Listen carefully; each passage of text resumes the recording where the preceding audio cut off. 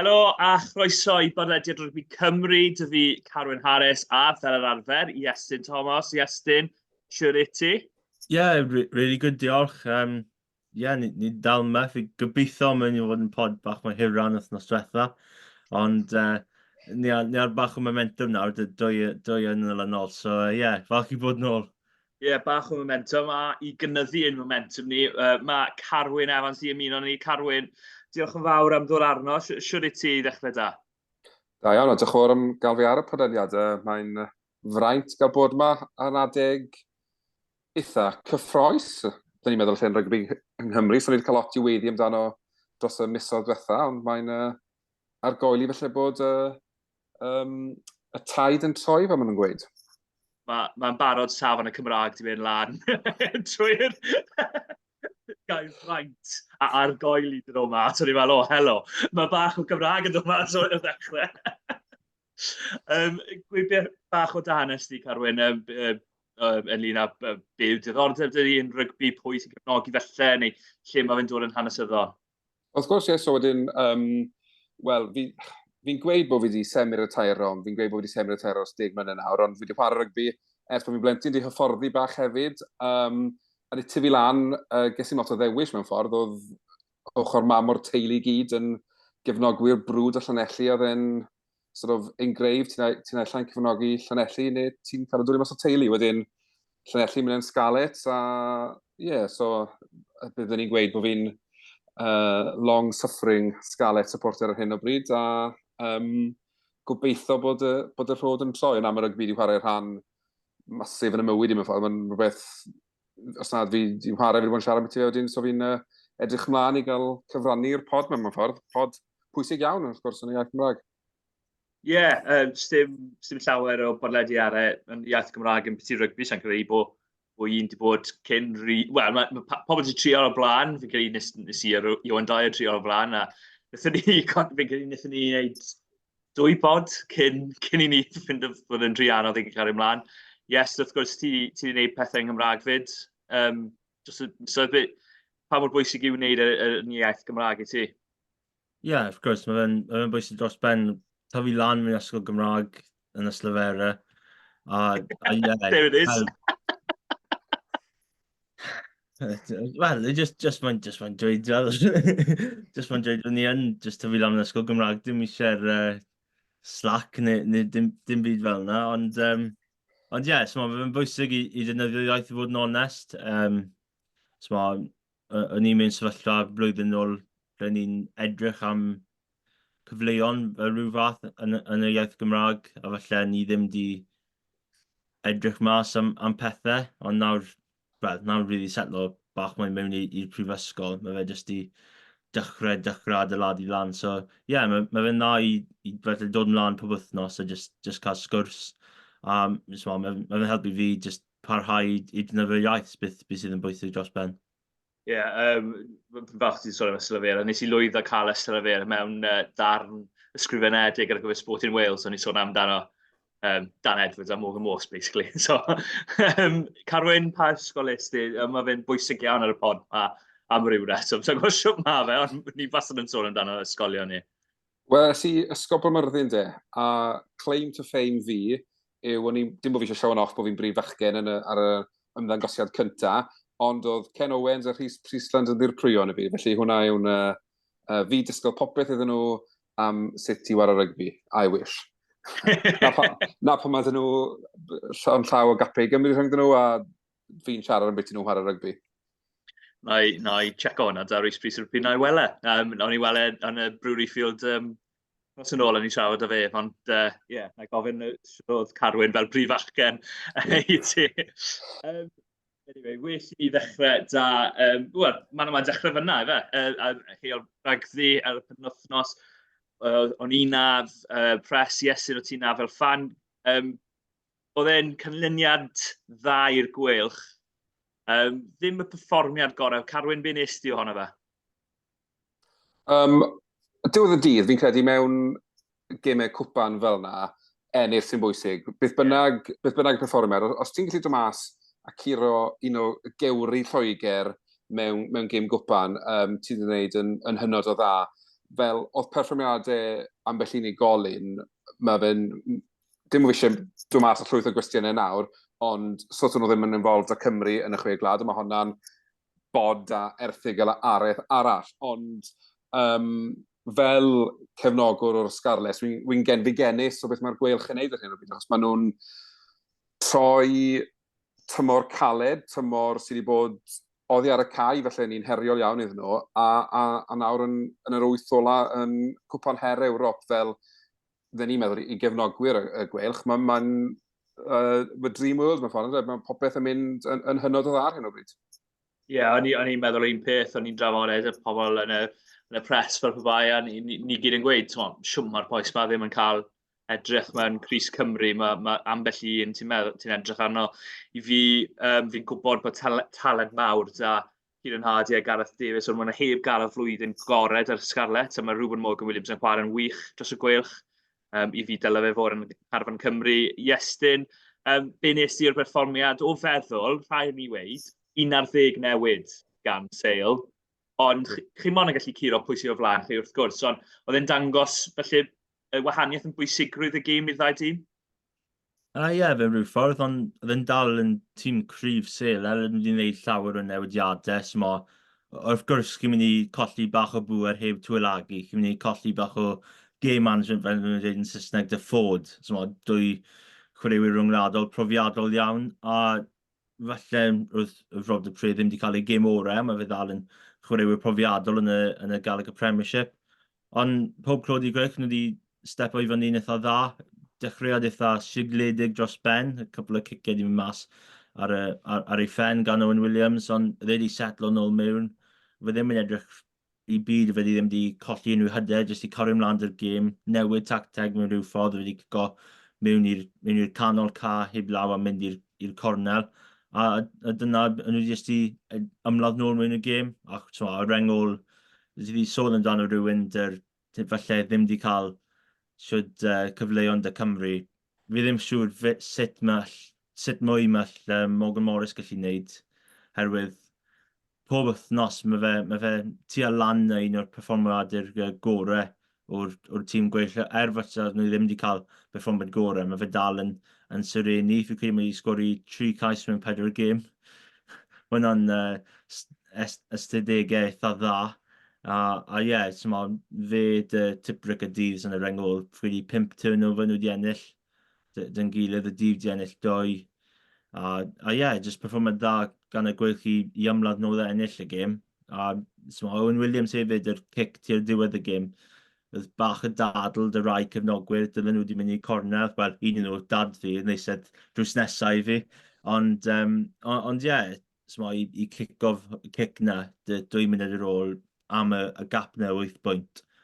Ar ôl, falle, ddim gêm gorau o'r cicyn ti, oedd wedi wneud yn dda.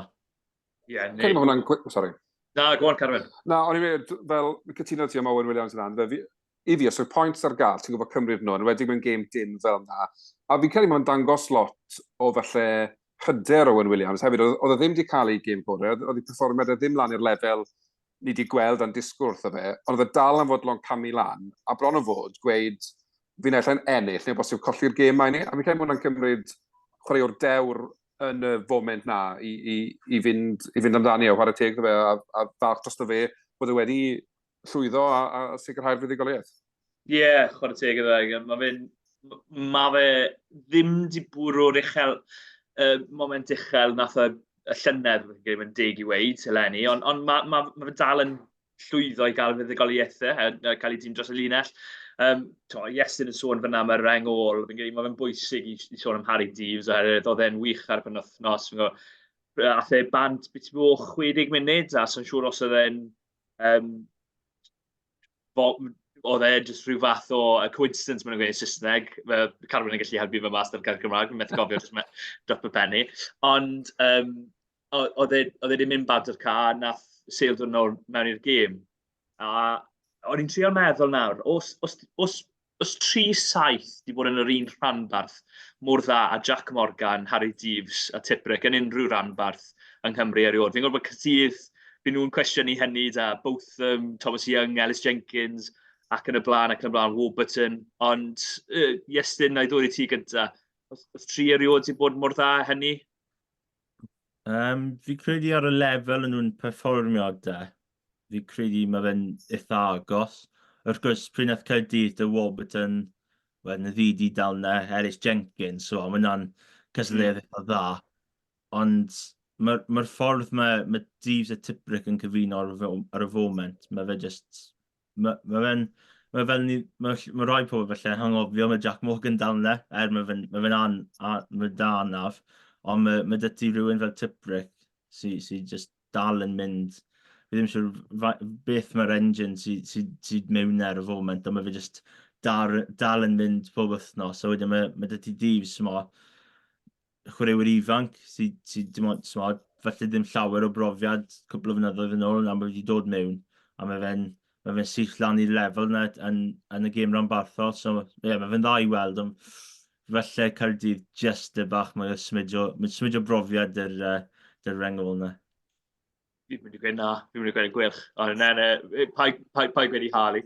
Y peth i fi yw da Harry Deves. Oedd e'n di wneud i fi werthyn, o Toby Booth, ond yn trafod i fe, dewis da i gael Harry Deves yn y rengol. A Booth gweud, neb arall da ni ddewis. Oedd Morgan Morse ar fainc, ond dim neb arall yn y rengol da'r Gweilch. A maen nhw'n wario James Ratty yn yr ail reng. O feddwl yr anafiadau, Carwyn, maen nhw'n performio yn anhygoel yn dyn nhw.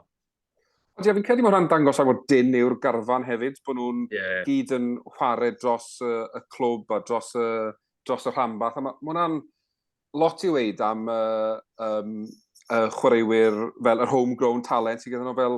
A mae Deves mewn ffordd, siwr wedi cael ei daflu mewn i'r gemau mawr yma, falle blwyddyn y ddwy yn gynt am beth oedd e'n disglo, ond os bod e wedi gorfod, mae hwnna'n rhoi gymaint fwy o fel gam ymlaen iddo fe, felly na chwaraewyr sy'n drydydd pedwerydd dewis mewn rhanbarthau eraill sydd ddim wedi cael y cyfleoedd na. Wedyn, falle, dim o fi'n dymuno anafiadau ar neb, a bod y teams yn stryglan achos anafiadau, ond mae cael yr anafiadau yma'n fforso llaw Booth mewn ffordd, a wedyn mae Deves yn gorfod cam i lan, neu mae'r Gweilch yn colli. Fi'n credu mae'n beth da iawn, a o ran falle y ddadl, pwy sydd wedi cael y rhengol orau, gallech chi ddadlau bod Gaerdydd yn prynu'r chwaraewyr yma mewn le mae'r Gweilch yn datblygu nhw, dwi'n gwybod, ond i fi mae be mae Toby Booth wedi gwneud yn y Gweilch yn anhygoel, mae fe wedi galvanise o'r carfan. Gallai fod i'n mynd ar chwal da'r holl straeon ma sy'n digwydd oddi ar y cae, ond na, maen nhw'r shining light yn rygbi yng Nghymru ar hyn o bryd. Ie, y peth anhygoel â Deves hefyd yw, mae fe dim ond 2 ar 20 blwyddod. A o feddwl, oedd e ddim wedi cael gyrfa fwy amlwg o dan 20. Ti'n meddwl am Jack Morgan dod trwyddo, ti'n meddwl am Tommy Reffel yn dod trwyddo, Sam Bedl nawr, Lucas Della Rua fyd, a fi braidd yn cofio Deves yn dod trwyddo yn yr under-20s, a sa'n meddwl hwn yn amharchus, ond nawr mae'n ware yn anhygoel. Ond, rhif 7, mae'n ware rhif 6 ar y penwythnos, ond rhif 7, maen nhw wedi gymharu, mae European Challenge Cup, maen nhw wedi gymharu Tiprick a Lewis Ludlam ar gyfer y penwythnos. Na i ddim gweud barn fi ar hwnna, ond mae fe'n mynd i fod yn challenge enfawr i fynd lan i Gaerloyw. Gaethon nhw perfformiad dda yn erbyn Cast, o'n i'n trafod da chwaraewyr sy'n ar fi'n ymuno a Caerloyw y flwyddyn nesaf, a oedd e'n gweud yn biti pa mor dda o'n nhw yn cico'r bel a ffordd o'n nhw'n chaso lan da chwaraewyr fel Johnny May a Oli Thornley. Mae hwnna'n mynd i bod yn challenge enfawr yn dweud Gweilch ar y penwythnos Iestyn. Ie, am rhywun fel Adam Hastings sy'n dod nôl mewn i'r tîm, mae llawer o brofiad y fe, chwaraewyr rangwladol dy'r Alban, falle ddim safle cynta, oherwydd mae rhywun o enw Finn Russell. Ond ie, mae fe'n mynd i fod yn her anodd. Fi'n credu os fe'n gêm gatre, bydd bach mwy momentum dy'r Gweilch. Ond wrth gwrs teithio i Lloegr i Caerloyw, mae fe'n mynd i fod yn anodd, ond fel mae'r carfan mor tyn, so o'n i wedi cael chat eitha brief dy Morgan Morse ar diwedd y gêm, a oedd wedi dweud fod y carfan yn eitha dyn dros ben a so mae fe'n really mwynhau rygbi ar y foment, mae fe ddim yn falle dechrau pob wythnos, mae fe dal yn mwynhau y profiad mae fe wedi cael tymor yma. Ond dwi'n credu os mae un tîm felly mynd lan na ennill, bydd y carfan yma, herwydd maen nhw just mor dyn, maen nhw, falle os mae un peth mynd ymlaen, mae'r pennau ddim yn seithi straight lawr a mae hydau ddim yn diflannu, maen nhw'n ail-adeiladu a mynd eto, ond mae fe'n her anodd. So mae rhywun fel Johnny May, fi ddim credu mae Pauline chwarae, ond rhywun fel Max Llewellyn na hefyd yn y canol. A mae'n i fod yn gêm anodd, ond mae'r battle dy'r rengol. Ydy wedi sôn am Tiptrick a Ludlow. Zach Mercer yn erbyn Morgan Morris sydd bydd y brwydr i fi'n mynd i gwylio allan ar nos Wener. Dwy chwaraewr eitha wahanol i'w gilydd i fod yn deg. Yn dyn nhw, mae Mercer probably'n fwy debyg i Mos yn dweud, os chi'n gymharu. Mae Iestyn wedi sôn am y rengol, ond hefyd i weid yn beth i Max Llewellyn, sgorodd gais wych nos Wener. Carwyn, nes di weld hynny? Oedd e'n clasic Max Llewellyn dod, oedd hi ar yr ongl, oedd hi ar gefn llinell 5 metr mas. Wyt ti'n credu dylai fe fod yn y cwestiwn ynglyn â dechrau yn y canol dros Gymru yn yr haf? Ond sicr, fi'n credu bod symud y Carloiw wedi talu ffordd iddo fe. Mae fe, yn wedi pan mae'n sgorio ceisio fel yna, dyna fe o'r end fe, mae fe'n taro'r lein fel yna, mae fe'n anodd iawn i stopo. A'n enwedig yn y Cris 20, os fi'n credu bod hwnna mae'r ddoi Cris yn y canol y for grabs ar hyn o bryd, ond yn sicr fi'n credu mae Cris 20, Owen Watkin a Kieran Williams, am ryw reswm dyw Gatland ddim i weld yn ffafrio dim un o'r ddoi.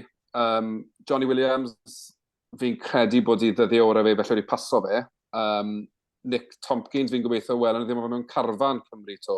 Fi'n sôn am tîm Cymru, felly fi'n credu gyda rhywun fel Max Llewellyn yn chwarae yng Ngharloiw, chwarae yn dda. Mae taith yr haf y cyfle i weld a diw'n digon da i rygbi ryngwladol. Arwyn yn dod mas yn coming out swinging fel mae'n gweud yn ffordd cyntaf. Ond gath Tompkins ddim y 6 glad orau, mae hwnna'n deg i weid. Ond fi'n credu y ffordd oedd Warren Gatland yn dweud yn biti eisiau rhywun da fwy o bulk yn y canol cam. Mae Max Llewellyn yn ffito hynny, mae fe'n chwarae fwy o 3 ar 10 na mae fe 12 ar y foment. Da Gloucester, da Seb Atkins yn chwarae'n 12. Iestyn, siwt ti'n gweld hynny? Bydde ti, mae'r ddoi o'n ni wedi sôn llawer o weithiau bod ni'n hoff iawn o Kieran Williams a bod y ddoi o'n ni'n gweld werth gael Owen Watkin mewn tîm. Pwy bydde ti'n ddewis os mae pawb yn ffit? Wel, heb law am y rhai sydd ddim ar gael ar y foment. Wel, mae Boothdy newid y rifau rhwng y ddwy na. A mae fe'n bach yn confusing, ond os mae ddwy nhw yn chwarae'n cyson trwy gydol y tymor, rhywun wedi gwneud sôn amdano cwbl o dyddiau nôl, rhywun fel Kieran Williams, falle mae fe ddim yn dechrau pob wythnos, herwydd y ffordd mae'n chwarae. Fel y crash ball 12 na, mae fe wastad edrych am rhywun i mynd trwyddo, a fi ddim yn siŵr fel mae fe'n torri rai tackles, ond mae fe'n. A wedyn mae ti, fi'n credu mae Watkin wedi datblygu a dangos i profiad tymor yma. So fi'n credu mae Watkin mynd i mynd rhan o'r carfan fi'n meddwl. A fi'n credu, wel nawr mae Boothdy newid ôl mewn i 12, mae fe'n eitha anodd. Herwydd yn i'n meddwl, 30, Watkin mynd i mynd yna, falle Llewellyn tu fewn. Mae hwnna'n edrych yn eitha okay.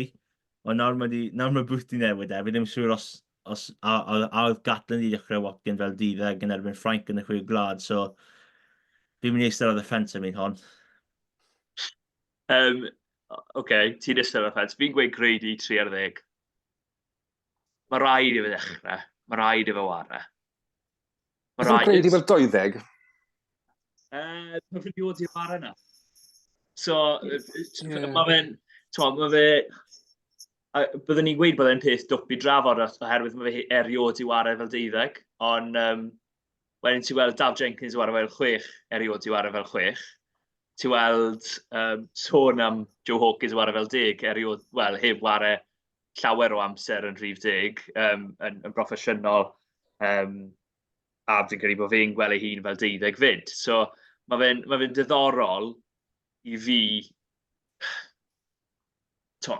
greidi fi'n meddwl, mae fe'n 3 ar 10. Mae fe'n ware asgell ar y foment, oherwydd mae fe'n dysgu siwt i ware yn tîm broffesiynol, a falle gath ei ddal mas cwpl o weithiau yn amddiffynol. Os oedd hefyd, os oedd rhywun fel Joe Roberts gwmpas a'n trydd i ware, byddwn ni'n ware Joe Roberts fel 3 ar 10, oherwydd ei allu fe.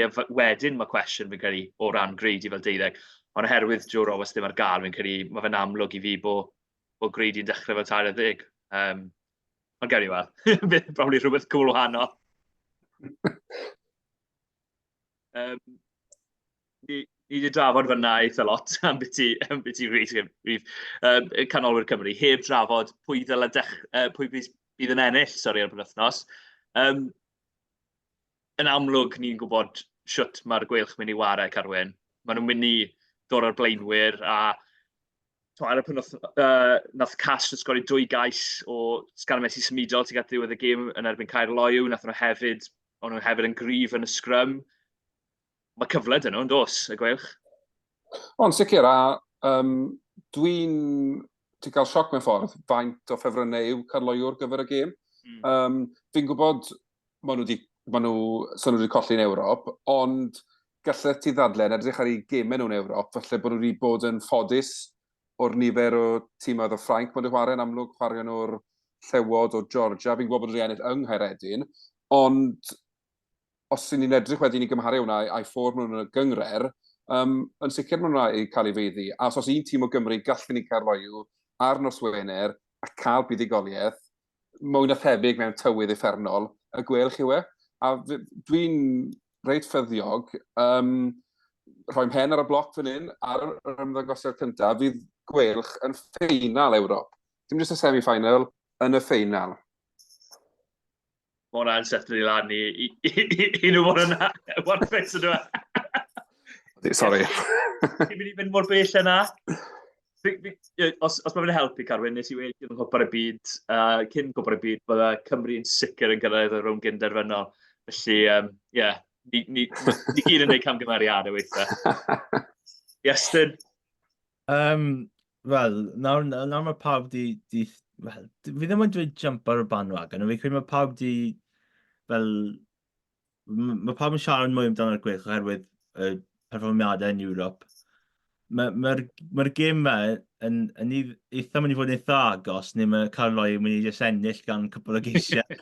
Just set yourself up the fail, ond fel nath i sôn, os mae un tîm gallu mynd anna ennill yn Kingston, bydd y tîm y Gweilch ar y foment, a mae profiad eitha, mae mwy brofiad na dyn nhw'n nawr, mae Sam Parry nôl yn y reng flan falle mae dal smidge o dadl os mae bach yn anaf, ond os mae fe nôl, mae llawer o brofiad na, a oedd Lewis Lloyd yn mynd yn eitha dda y penwythnos cyn, oedd e'n wych. Mae ddim llawer o bobl wedi sôn amdano hyn, ond mae Lewis Lloyd yn wych.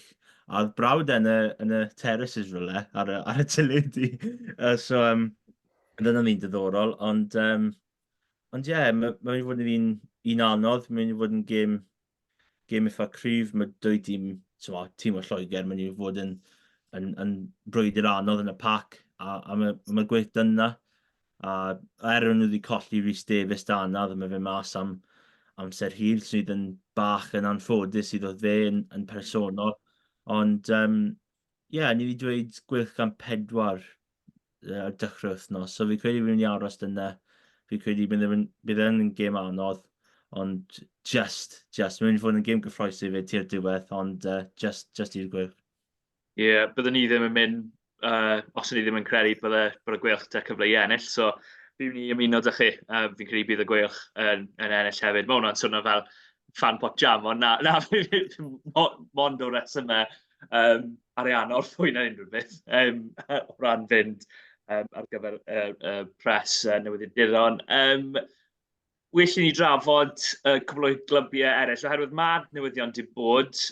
Dechreuon ni da newyddion trist iawn ynglyn â'r dreigiau. Jack Dixon di weid bod e'n mynd i ymddeol o'r gêm 29 mlwydd oed. Mae'r boes ma'n ifanc nawr yn ymddeol, a ti'n meddwl amdano fe, fi'n credu nath i gath ei gap gyntaf i'r dreigiau yn 15 mlwydd oed. Mae wedi cael gyrfa wych. Gyda chweched yn rhestr fwy o gapiau dros y dreigiau, ond fel nath o weid yn ei statement oedd e ddim wedi cyrraedd y lefel a oedd e wedi gobeithio. Carwyn, pa mor dalentog oedd Jack Dixon i ddechrau da, faint o siom yw i'r dreigiau ac i Gymru yn bellach bod e ddim yn mynd i barhau. Mae'n siom enfawr, mae unrhyw chwaraewr sy'n gorfod ymddeol cyn bod nhw'n troi'n 30, mae'n byth trist yn dweud, mae'n dangos falle effaith mae anafiadau ac ati'n cael y chwaraewyr nawr bod y longevity o'i gyrfaoedd nhw yn cael ei fyrhau yn sylweddol, a mae hwn falle yn anffodus yn rhywbeth o'n i'n gweld mwy a mwy ohono fe. O ran i ymroddiad a'i berfformiadau dros y dreigiau, mae wedi bod un o'r rheina fel solid 7, 8 out of 10 ar draws bob tymor. Mae wedi rhoi popeth dros y rhanbarth, a fi'n credu mae'r y cariad sy'n cael ei ddangos ato fe dilyn y coeddiad yma yn dangos faint o ddyn i olygu nid unig yr rhanbarth i gyd chwaraewyr, ond hefyd i'r cefnogwyr. Mae hwnna'n beth mowr dwi'n credu mewn adeg le ni'n gweld chwaraewyr yn symud o un clwb i'r llall. Os bod chwaraewr yn aros yn driw i rhanbarth, mae'r cefnogwyr yn sylweddoli ni yn ddiolchgar iawn am hynny mewn ffordd o ran. A dwi wedi cyrraedd y lefelau oedd e'n disgwyl mwy na thebyg ddim, achos dwi'n credu os chi'n mynd mas a fel gyrfa, fel chwaraewr proffesiynol, eich gobeithio'n chi yw bod chi'n cyrraedd pinnacle y gêm. A wrth gwrs, byddwn ni'n gweud yn rygbi, cael cap dros y llewod fydda hynny ar hyn o bryd fe. A dwi'n yn gweud bod Jack Dixon falle yn y categori ni, ond yn sicr, mae fe siwr fod nifer y gwestiynau gyda fe o what if yn dilyn y coeddiad yma, ond mae fe'n mynd allan ar termina mewn ffordd, mae iechyd ei weld dal yn iawn sy'n byd pwysig, a fydde'n gallu gwario amser gyda'i deulu. Ni'n gweld yn y lluniau bod yna cwbl o blant ifanc na sy'n bydd i'n siŵr nawr yn cael, bydden nhw'n hapus iawn bod dad ar gael ar ddisadwn i chwarae gyda nhw'n hytrach na bod nhw'n gweld ar y ca. Ie, wych. Yn union. Os bydde ti wedi gweud i fi, os Gweilch 19 mlwydd oed, bydde ddim yn mynd i gael gap dros ei wlad, bydde ni wedi synnu. Mae wedi bod yn dalent enfawr. Rhyw flwyddyn neu ddau yn ôl, Iestyn, o'n i'n meddwl falle bod yn heiddi y gyfle, oedd wedi bod yn wych i dreigiau. O ti'n galw i weld yn Rhys Cymru? A fe'n eitha agos, oedd patch na wedi cael cyfnod really dda, a oedd yr amser pryn nath llawer y pobl yn y canol oedd chwarae dan pifac a llawer y partneriaethau gwahanol. A Dixon, bron na, oedd e just angen un perfformiad arall a falle yn erbyn gêm fawr. A fi credu dyna beth oedd y platform oedd eisiau cael. A oedd e just ddim di cyrraedd na. Ddim byd o blaid Dixon fyna, oherwydd oedd e bron na, really agos at cyfle mewn carfan Cymru, ond oedd e'n chwaraewyr dda dy'r clwb, dy'r dreigiau. Dyna beth mae'r cefnogwyr mynd i sôn amdano yn y dyfodol, Jack Dixon, chwaraewyr y dreigiau.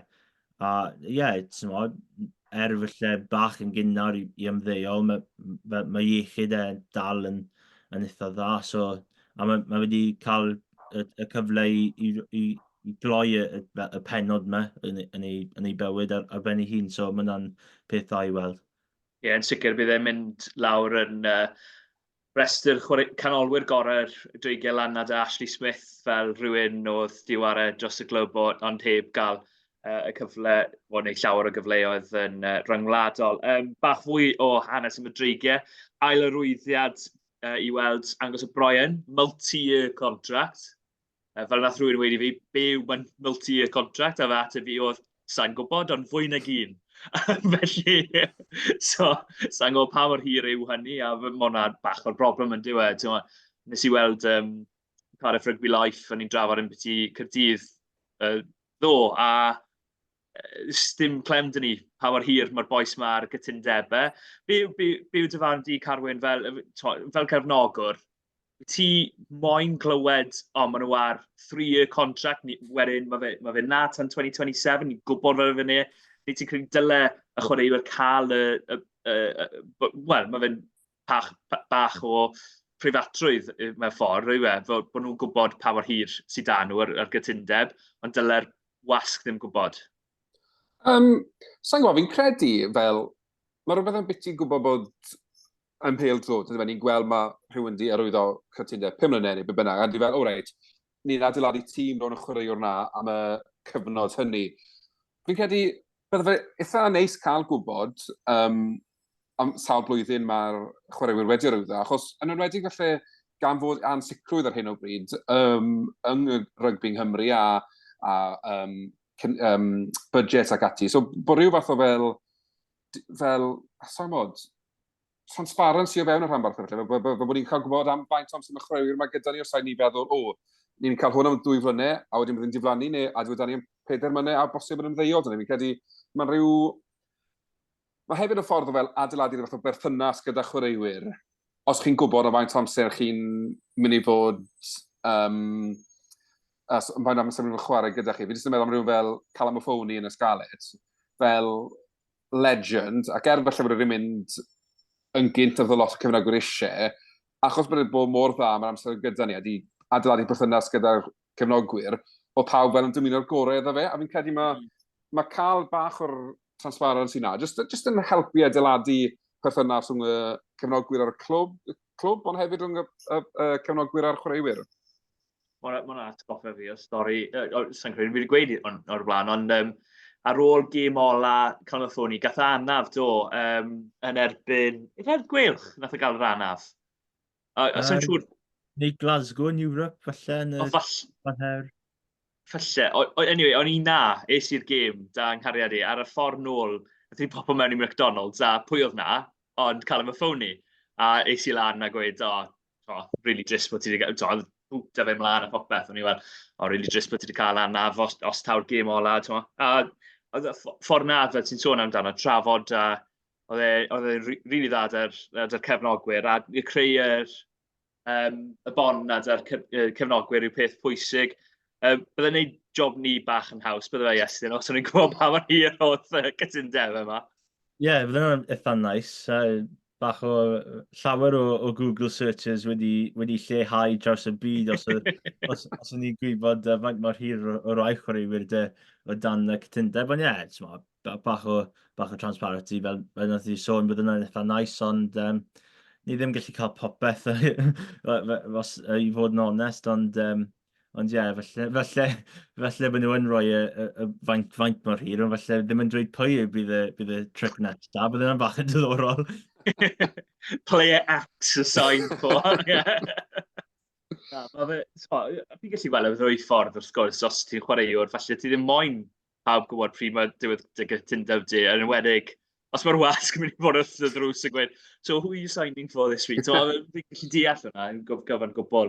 Yn trafod arwyddion, bertron nhw mewnwr y dreigiau, neu gynt o'r dreigiau, mae wedyn arwyddo ar fenthyg dy Caerdydd, mae Carwyn ti'n siglo dy ben di, ti ddim yn hoff o'r symudiad, neu ti'n meddwl bod e'n newid od? Wel, mae'n gweud fel short-term cover, ond mae fi jyst yn gweld y fel penderfyniad od mewn ffordd. A di hwn yn meddwl pa mae Thomas Williams yn gadael, bydd nhw'n just yn cadw fy mlaen, a mae fel loan to buy option. Dwi'n mynd gwybod, dwi ddim yn gwybod os mae fe o'r mewnwr sydd angen ar Gaerdydd chwaith. Fi'n gwybod mae di cael moment yng Nghrys y Dreigiau, ond dwi ddim wedi cael fel y firework reaction, felly o'n i'n meddwl bydde fe'n cael pan eithon nhw'n gyhoeddi'r bod nhw'n dweud yr oedd o fe. O'n eitha excited, os o'n i'n gweld am ar i'r ariannu, oedd e fel spark, oedd e fel yn edrych fel bod e'n mynd i fod yn dod a lot o pace a hyn a'r llall i'r rhanbarth, ond Dwi'n gwybod mae rygbi yng Nghymru yn y beth, a mae fel bod wedi slow o mewn i gêm Cymru, a dwi'n ddim... Sama, dwi'n di bwrw beth o'n i'n gobeithio gweld wrtho fe, wedyn, falle bod y dreigiau, jyst yn meddwl, wel, mae Gaerdydd yn fod yn arwyddo fe, so, lle gwalu. Ie, fi'n credu bod symud. I fod yn onest, da Jamie Hill yn gadael, da Thomas Williams, da Anaf. Os mae fe'n byr dymor, mae'n un sy'n rili gydydd yn dweud Iestyn. Mae fe'n brofiadol, a mae bod y ddau ddim yn mynd i gyrraedd yr wyth uchel, rhaid ni gyfaddau. Mae fwy mewn ffordd i Gaerdydd chwarae ar gyfer rhan diwedd y flwyddyn, ti'n credu? Ie, fi'n credu mae bach mae pwynt y Caerdydd eisiau profi. Mae pawb di sôn dros yr wythnosau diwethaf, mae Caerdydd, mae tîm sydd ddim yn pigo lan pwyntau bonus colled bob wythnos. Ond ie, os mae Betro yn dod mewn ar falle tymor byr, wrth gwrs, mae Thomas Williams yn gadael y diwedd y tymor, mae eisiau rhywun dod mewn i fill y gap, fel maen nhw'n dweud. Ond falle bydd Betro nhw'n chwarae eitha dda fel Prime Aaron Smith a felly arwyddo cytundeb newydd y Caerdydd. Fi ddim yn siŵr, ond ie, mae fe'n... Oedd e'n un diddorol pan nath i darllen am y tro cynta cwbl o dyddiau nôl. Ni'n meddwl, reit. A mae fe'n bach yn piti fe rhyw ffordd i cynogwyr dreigiau. Rhywun oedd wedi chwarae'n rhwng cynderfynol cwpan y byd a dechrau'r tymor yn mis Medi, mis Hydre. A felly mae'r cynogwyr dreigiau ddim wedi gweld y cysondeb na dy betro nhw. Felly trwy gydol ei amser e. So, a wedig felly ddim hanes, ond cwbl o chweir sydd wedi symud draw o dreigiau Caerdydd, rhywun fel Hallam Amos.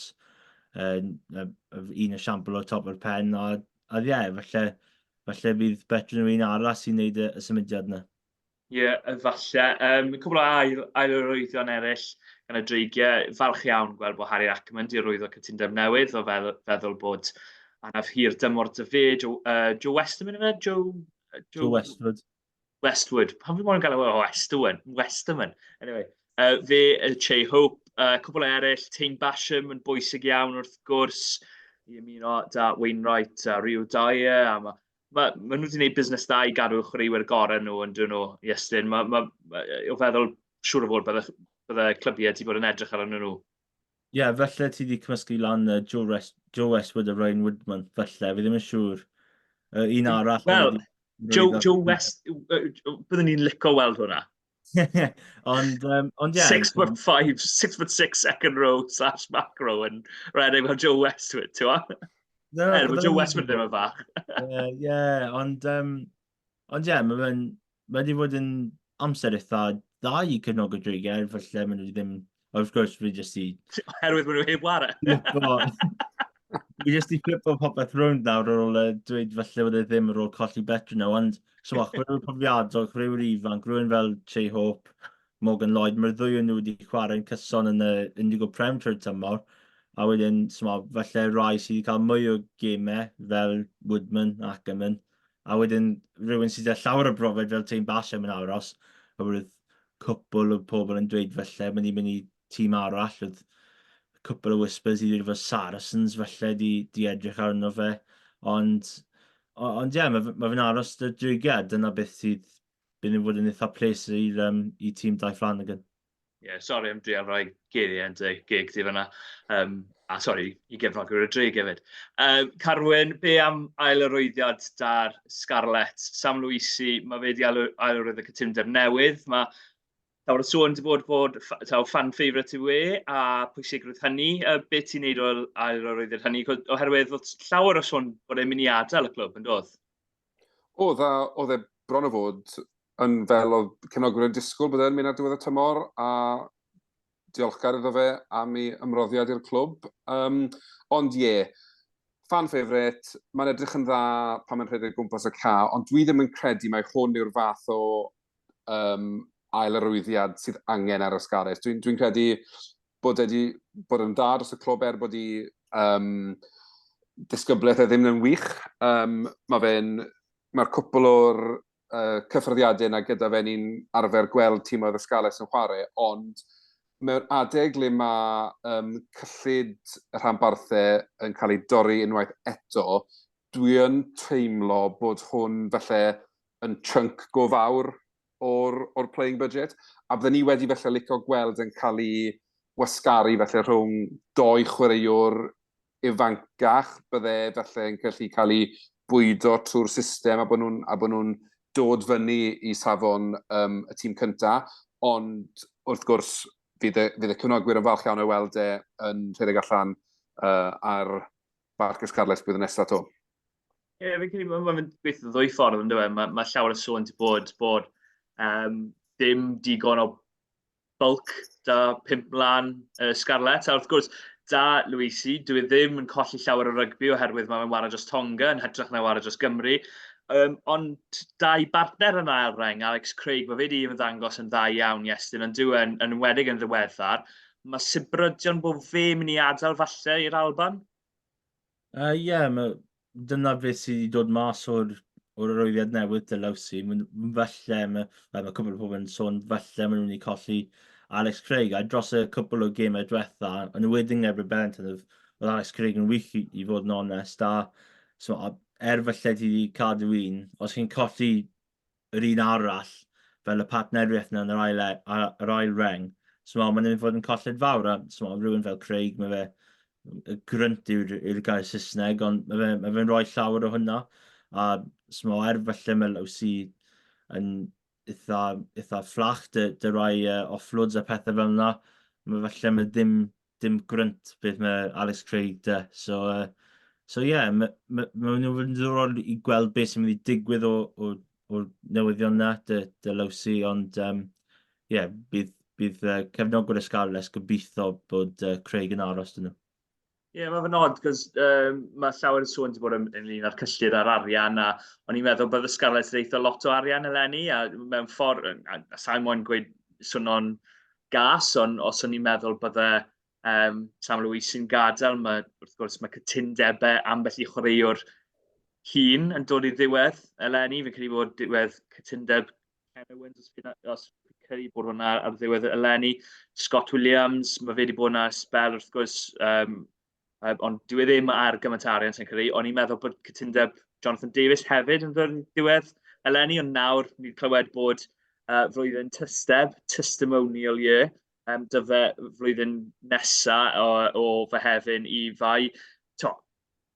Mae pob un o'n ni wedi tyfu lan yn gwylio Jonathan Fox Davies a pa mor dda mae fe wedi bod dros bawb, a fi'n credu mae fe'n heiddi ei le, a heiddi y clod mae fe'n cael, oeddi fe'n heiddi flwyddyn eto da'r Scarlett. Carwyn, na i ddod i ti, os ti'n moyn swing i'r ffens to? Mae hwn yn un anodd, achos mae fe'n un o'r rheina sydd wedi treulio rhan fwyaf o'r yrfa gyda'r rhanbarth. Fi'n credu nôl yn 2006 nath ei ymddangosiad cyntaf. Wedyn mae hwnna'n generation mewn ffordd yn dweud. Ond ar yr un pryd, byddwn ni'n meddwl bod ei gytundeb yn un rhad iawn chwaith. Wedyn, a bydde fe yn well off, felly bod nhw wedi gwneud na lenni yn rhagweld, bydde fe ddim yn chwarae lot o'r rhan. Dwi'n gwybod, achos beth dwi'n ofni wedyn, yw os nhw'n cadw fe'r llyfrau am flwyddyn arall, os sa'n nhw'n gwared un o'r canolwyr ifanc, mae Eddie James, mae Joe Roberts, mae enwau ifanc da i'r dyfodol yn yr rhanbarth, ond dwi ond yn gobeithio bod flwyddyn dystau yma ddim yn dod ar sail gorfod colli un o'n canolwyr ifanc ni. Ond unwaith to, oeddi mae'n heiddi fe, ond adi'r testimonial years mae nawr yn bethau o'r oes o'r blaen, bach iawn i ni'n clywed am chwaraewyr yn cael tymhorau tysteb rhagor yn hytrach falle gêm ar y ddiwedd tymor yn rhywbeth, ond dwi'n eisiau pechu gormod o gefnogwyr y Scarlett trwy ddweud dylse fe ddim gael y flwyddyn. Na, i fod yn dig, os ti'n feddwl am y sefyllfa mae'r Scarlett mynd i gael flwyddyn nesaf, Joe Roberts wrth gwrs, mae'n dalen fawr, ond bydd e'n fwy na thebyg, ddim ar gael ar ddechrau tymor blwyddyn nesaf, herwydd ei anar i'r dymor. Mae Johnny Williams a Eddie James, mae'r ddoi nhw ddim wir yn 3 ar 10. Mae'n Iwan Nicholas di wario eitha lot o gefnwr, a mae fe ddim yn wario fel 30 nawr, felly mae angen rhywun i wisgo'r 30, Chris Reeve y 30 i'r Scarlets. A fi'n gweld y dwy ffordd, fi'n credu yn erbyn Glasgow, gath ei ddim ei berfformiad gorau. Oedd wedi cael ei ddal mas yn amddiffynol cwpl o weithiau. A mae pawb yn gallu sylwi bod wedi colli bach o'i gyflymder o Dafydd Pryd yr ifanc. Wrth gwrs, mae fe'n mynd i, mae fe'n canol ei 30au nawr, a fi'n agosau at hynny fyd, so fi'n gallu teimlo hynny. Beth am ni symud ymlaen i drafod y merched te, a penwythnos pa mor bwysig yw buddugoliaeth i Gymru i estyn mas yn Iwerddon ar ôl y 2 golled nawr, yn enwedig y colled i'r Alban. Ie, mae fe'n teimlo fel must-win, fel maen nhw'n dweud. Os maen nhw'n colli 3 yn olynol, chi'n edrych ar y 2 gêm ola catre. Os chi'n colli un nhw, mae chance dda, felly chi'n colli'r 5 cyfan, a ni ddim moyn na. A fi'n credu bod yna'n bach o 1 step forward, 2 steps back i'r tîm yn ywod ar y foment, felly ni wedi perform yn dda blwyddyn diwetha, felly dim WXV gorau dyn nhw. Ond mae cyfle nawr, fod y 2 colled ar dechrau'r tournament, mae chance dda nawr i mynd i Iwerddon. A gobeithio ennill mas na, dyna beth bydd y hyder dy'r tîm Iwan Cynnan wedyn i parhau am y 2 gêm ola. Ie, ar ôl y newidiadau wythnos diwetha, mae wedi dod eitha lot o chwaraewyr nôl yn dweud, Cira Bevan nôl i ddechrau, Cecilia Tuipalutu nôl i ddechrau, Alicia Butchers nôl i ddechrau. Y 2 o'n nhw yn enwedig yn achos Cecilia, mae fe'n doniol i weid, ond yn brofiadol yn 19 mlwydd oed, mae'n brofiadol yna, yn 2-6 gwlad. Carwyn, sy'n ti'n gweld cyfle Cymru mas yn Iwerddon? Maen nhw'n gorfod mynd na ffansio'i chances. Fi'n gwybod yn draddodiadol mae'r gêm erbyn yr Alban a'r Iwerddon yn rhai agos, ond dwi'n credu, yn wedi ar ôl golled gyntaf yna, bod rhaid i nhw fynd mas na gyda hyder bod nhw'n gallu cael y buddugoliaeth.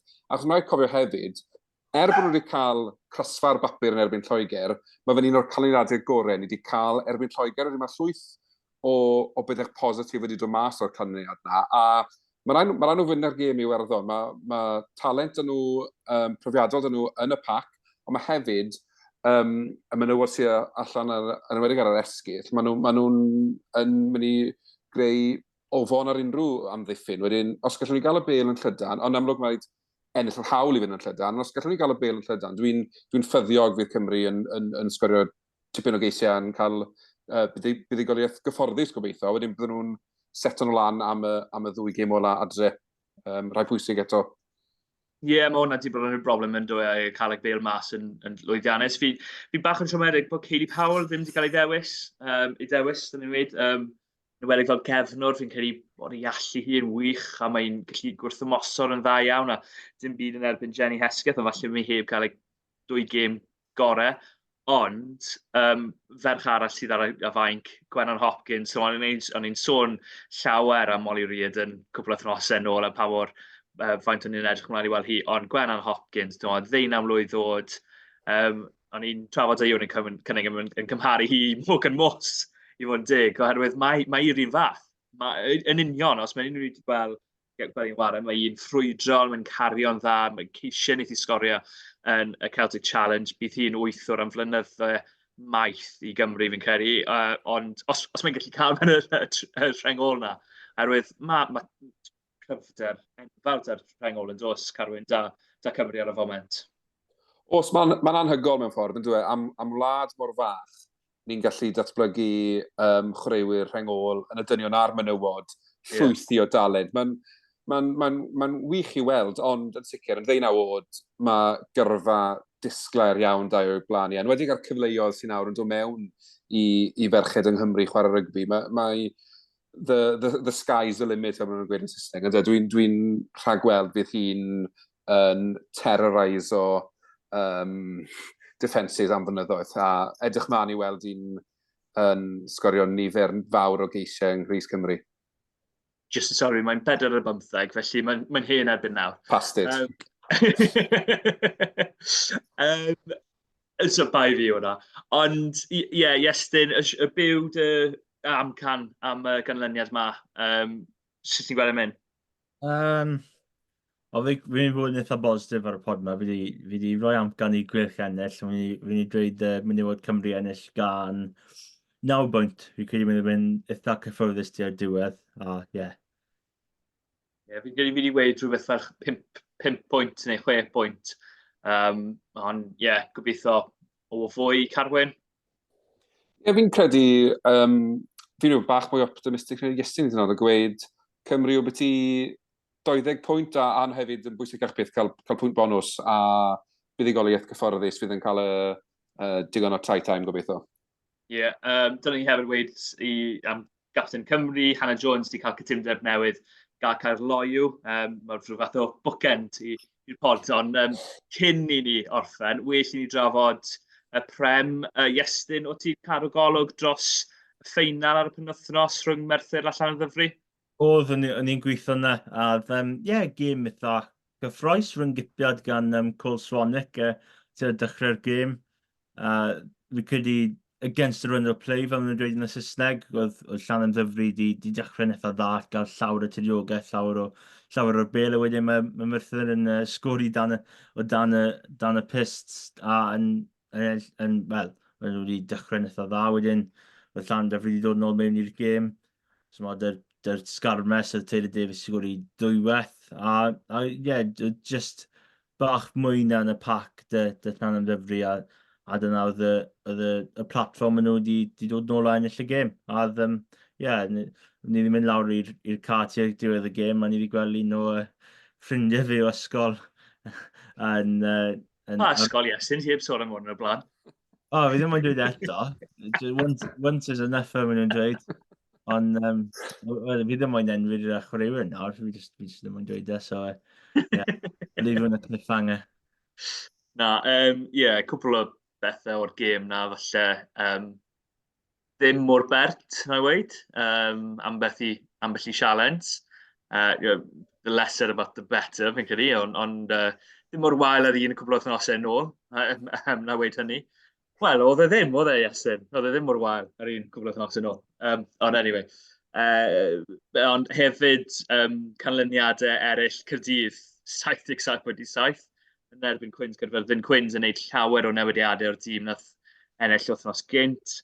Glynebwy fuddigol yn erbyn Aberafon, os oedd unrhyw gobeithio'n da Aberafon ar ôl, maen nhw nawr di cwpla, mae'n dig i weid. Nith y gatre i Casnewydd yn fuddigol, ond dim ond 7 pwynt yn erbyn Castell Bydd hwnna'n o feddwl y 2 begwn o'r tabl. A wedyn Pontypool yn fuddigol dros RGC. Un gêm fawr yn wythnos yma yn dos Iestyn, a well i ni sôn amdano Caerdydd gytre i Ferthyr. Sio ti'n gweld hwnna'n fynd?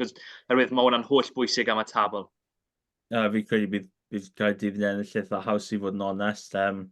So mae 70 o bwyntiau yn erbyn Quins, nhw wedi gwneud llawer o newidiadau. Tîm Quins na wedi bydd i Ponty wythnos cyn. So, ie, fi credu bydd Caerdydd yn ennill, a fi credu bydd y canlyniad yna yn selio'r pedri uchaf i fod yn onest. Ie, dal bach o obaith da Pontypool, ond maen nhw diwedd y flwyddyn eitha anodd yn dechrau'r penwythnos, maen nhw'n mynd bant. Nid penwythnos, wythnos nesa, maen nhw'n mynd ffwrdd i Glynebwy, a wedyn maen nhw'n gatri i Ferthyr, a wedyn mynd i RGC, maen nhw'n eitha anodd ar ddiwedd y flwyddyn. Un peth cyn i ni ddiweddu, EDC Talk. Dylwn ni cael section on, dylwn rhyw fath o mastermind theme drwy'n dod. Be yw'r sybrydion a ffrind i'r pod, Steffan Thomas, i sgwennu e fe?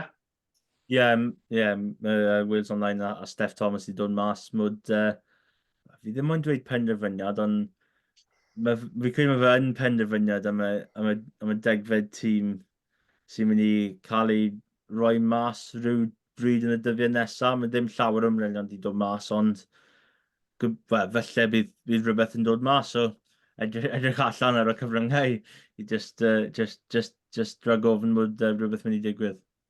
A fel nes ti wedi fi cyn, allai fe fod unrhyw un, Caerdydd neu Castell Nedd?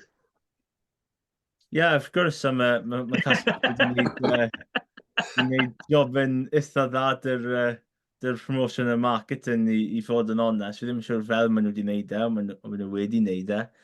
Ond, fi'n credu mae Caerdydd dal dy bach o mantis fyna. Fi ddim yn siŵr pam, ond falle just.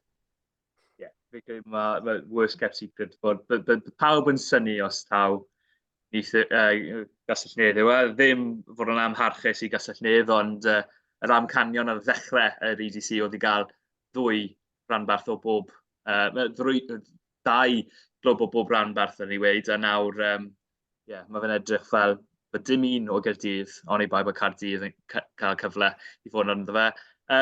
Carwyn, beth ti'n neud o EDC? Fi heb glywed dy farn di to, so well i ti gymryd hwn. Mae angen rhywbeth fi'n credu, mae angen cael gap rhwng y lefel proffesiynol a'r grassroots. Mae fe jyst yn, i fi, mae'n twmlo fel oedd y 10 tîm wedi cael ei dewis cyn bod nhw'n cyhoeddi bod nhw'n mynd i wneud 10 tîm a bod just formalities. Fi'n credu bod e bach yn warthus fel mae Castell Nedd wedi cael ei trin o feddwl bod yr undeb wedi ffurfio mewn gwesti yng nghanol y dre, ond dyna ni, oedd wastad fod tîm yn Gaerdydd, ond bod nhw wedi gweud bod nhw'n moyn e. Pwy sens bydde pido cael tîm mewn chwarae yn y brif ddinas. Fi ond yn gobeithio bydd y gyngor newydd yn cael ei ddefnyddio'n iawn a fydd e yn meithrin talent newydd yn hytrach na felly bod yn fel Old Boys Club le fydd chwaraewyr felly sydd wedi cyrraedd diwedd i gyfarwydd proffesiynol yn chwilo am fel payday bach cyn reteiro tyfu beth, ond bod yn cael ei wneud yn gywir, mae yna obeth iddo fe fod o fydd i rygbi yng Nghymru. Ie, cwbl o bethau ar hynny. Fi'n cael y syniad yw i'r gyfer chwaraewyr y dyfodol yn dweud. Hwna'n bost bwrpas, so gobeithio maen nhw'n dal ati dy hynny. A'r ail beth, oedd cwpl o clybiau sydd wedi cael ei enwi yn yr 9 i ddechrau da, off the record yn cael ei wedi, maen nhw ddim yn rhan o fe. So, be nath nhw gyhoeddi ni wedi sy'n o'r 9, so sa'n gwybod be nath ddigwydd rhwng Awst a Ragfyr, ond cwpl o bethau ddigwydd, ond gawn ni weld be deith mas o'r EDC yn y diwedd. Diolch yn fawr iawn i ti, Carwyn, am ddod mlaen. Fi'n siŵr bydd ni weld ti yn fuan iawn. Diolch yn fawr i Iestyn fel pob tro am ddod mlaen. Beth o fi'n neud mlaen wrth osa. Dylen ni fod. Fi'n cymryd fec. A pob loc i bawb sy'n wario dros y penwythnos. Diolch yn fawr am wrando i chi hefyd a hwyl fawr am y tro. Hwyl fawr.